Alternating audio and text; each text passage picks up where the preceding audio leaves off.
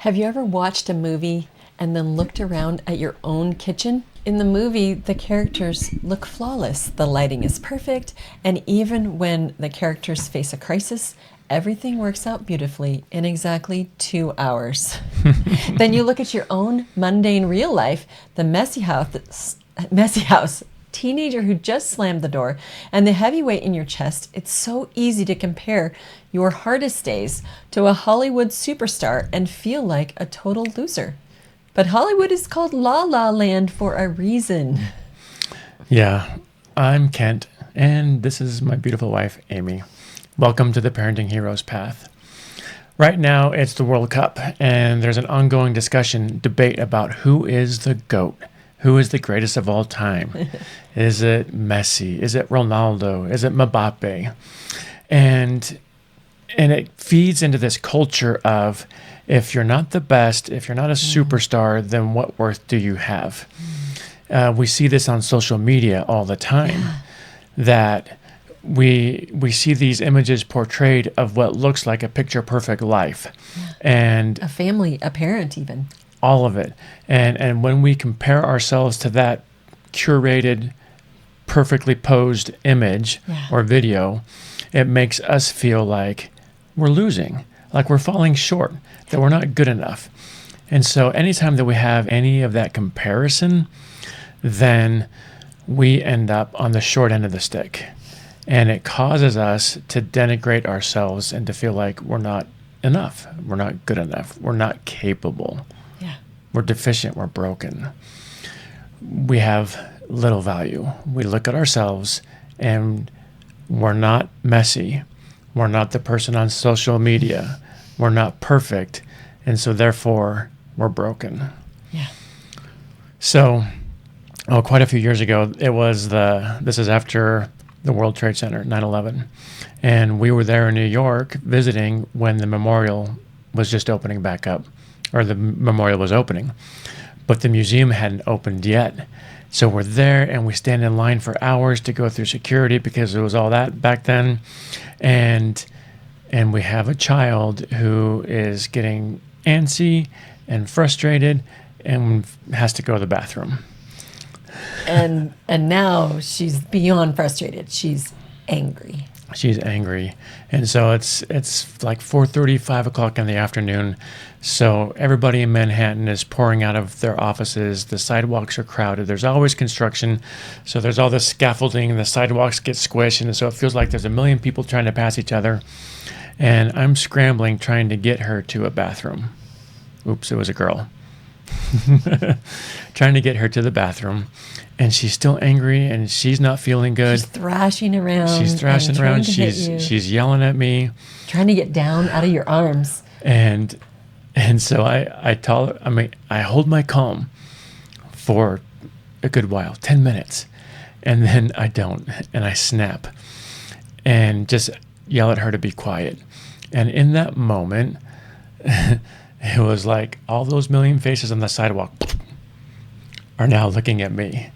Because they heard you yell at your daughter. You were angry. They heard me yell. Yeah.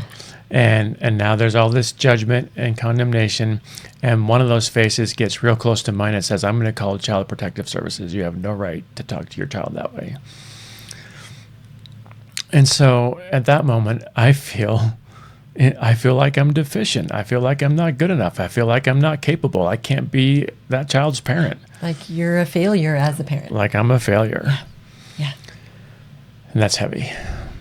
That's heavy. Yeah, and it's so easy for us to go on our lives feeling like we see the bad things that we do. Like you're not proud of losing it with your little daughter, but at the same time you are discounting any good thing that you did, even in this situation.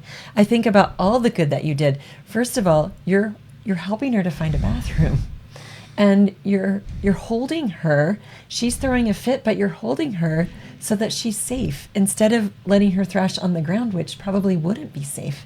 You're holding her, and you eventually help her to calm down and to find her place of peace and you apologize. So many good things came out of that situation, even though I think for a long time you looked back on it and only saw the negative. Right. So that's the pattern that we want to interrupt here, is that instead of comparing ourselves to these picture perfect images that we're surrounded with, that we're inundated with in our culture, we want to make sure that we can still see the good that is in us, so that in those moments when we snap, when we fail, when we fall short, we don't hold that as our permanent image. Yeah. We don't hold that now as our identity, that I'm broken, that I'm deficient, that I'm not good enough to be their parent. Yeah. And so what we're going to do is use this tool that we call the Proof Positive Journal instead, to bring back the good, to help us remember the good, to help us to see that good, and to bring it back into our head in such a way that now that holds sway, that evidence. Yeah, and I think about I think about God. God doesn't want us to take that one bad moment and have it be our identity. That's what the adversary wants to do, where we let that one bad choice erase all the good ones. Yeah.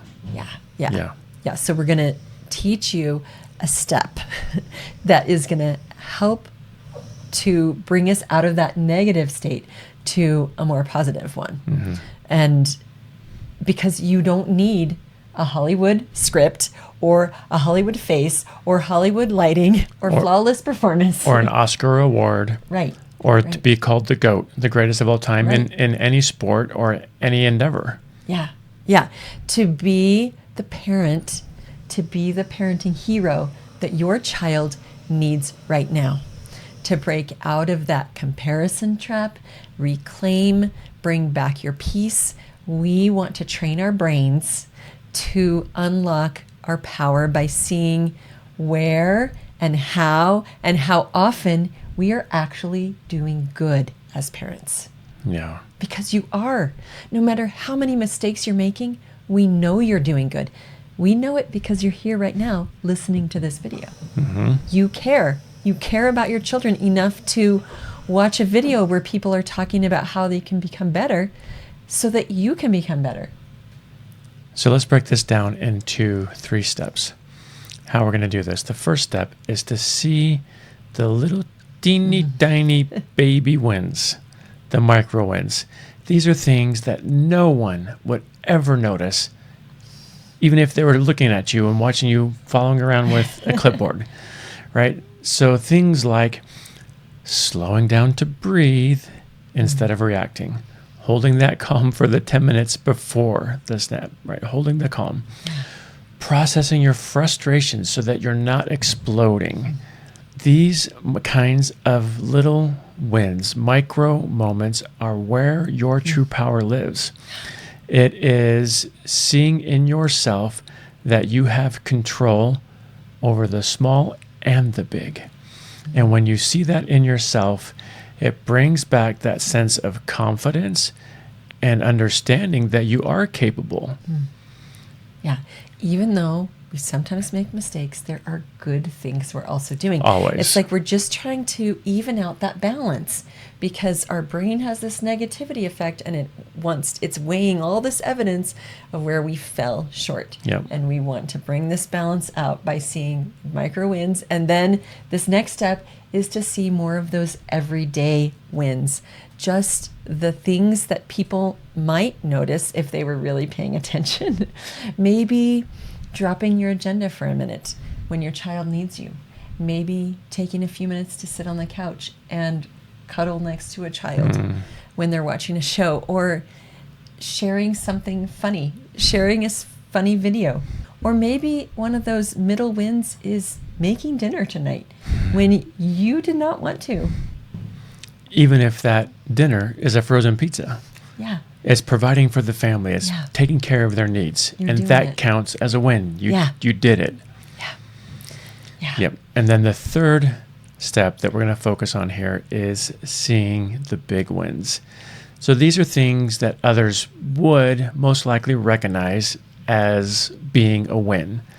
Something like being calm, in the face of a teenager who has lost it, who's yelling at you, who is so angry with you for whatever reason, right? Being able to stay calm in that moment, being a stabilizing anchor when everything is falling apart and it feels like nothing is sure anymore. It could be helping a child to find their way. It could even be owning your mistakes and asking for that forgiveness, apologizing. It could be repairing a relationship. It could even be letting go of the need to control the outcomes and trusting God that He has the strength to bring things through and that His plan is better than my plan. And sometimes we do show up in our best way.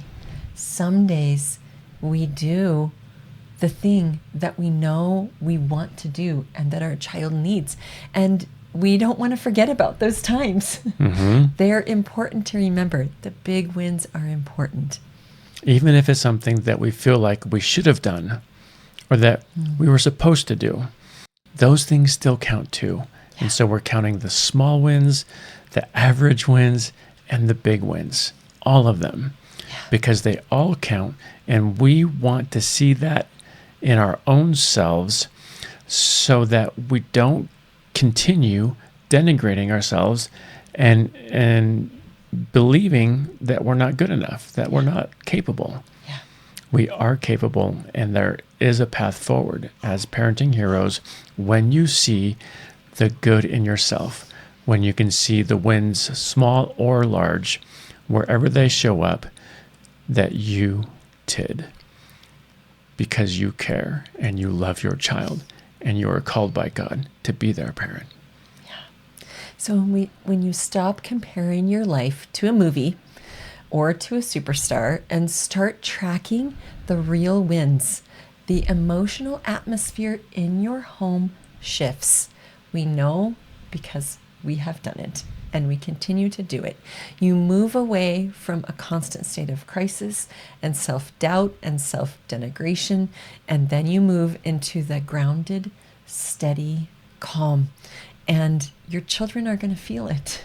And you realize that you were not given these children by accident.